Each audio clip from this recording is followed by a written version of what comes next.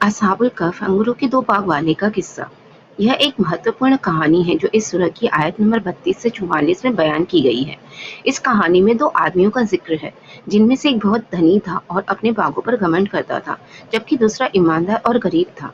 वह अपने बागों पर बहुत घमंड करता था। उसके अलावा और बहुत सारा माल, सोना चांदी वगैरह हर किस्म की चीजें रखता था और कहता था कि उसे कभी भी फना नहीं किया जा सकता। उसने अपने गरीब ईमानदार दोस्त का हाथ पकड़कर बाग में ले गया। वहां उसको गर्व से हर तरफ लिए फिरा और हर चीज दिखाई। कहा कि मैं तुझसे माल में ज्यादा हूँ और आदमियों का ज्यादा जोर रखता हूँ।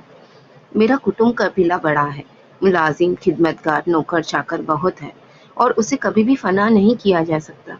कुफ्र के साथ और बाकी जीनत और ज़ेबाइश और रौनक और बहार देखकर मगरूर हो गया। बोला, मुझे गुमान नहीं कि यह कभी फना हो, और मैं गुमान नहीं करता कि कयामत कायम हो, और अगर मैं अपने रब की तरफ फिर भी गया तो जरूर इस बाग से बेहतर पलटने की जगह पाऊंगा, क्योंकि दुनिया में भी मैंने बेहतरीन जगह पाई है। गरीब दोस्त ने उससे जवाब दिया, क्या तू उसके साथ कुफ्र करता है जिसने तुझे मिट्टी से बनाया, फिर नितरे पानी की एक बूंद से, फिर तुझे ठीक मर्ज किया।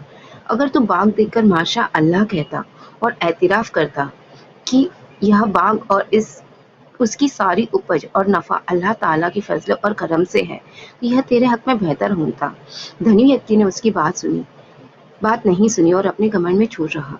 एक दिन अल्लाह ने उस बाग को तबाह कर दिया और वह पूरी तरह से बर्बाद हो गया।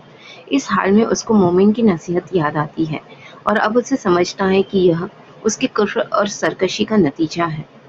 धनी व्यक्ति को अपनी गलती का एहसास हुआ और उसे बहुत पछतावा हुआ, लेकिन अब बहुत देर हो चुकी थी। उसने कहा, एक काश मैंने अपने रब का किसी को शरीक न किया होता और उसके पास कोई जमात न थी कि अल्लाह के सामने उसकी मदद करती, न वह बदला लेने के काबिल था। और ऐसे हालात में मालूम होता है कि इख्तियार सच्चे अल्लाह का है, उसका सवाब सबसे बेहतर और उसे मानने का अंजाम सबसे भला। कहानी से मिलने वाले सबक: दुनिया की दौलत और माल पर घमंड नहीं करना चाहिए, क्योंकि यह सब फना होने वाली चीजें हैं। अल्लाह पर यकीन रखना चाहिए और उसका शुक्र अदा करना चाहिए।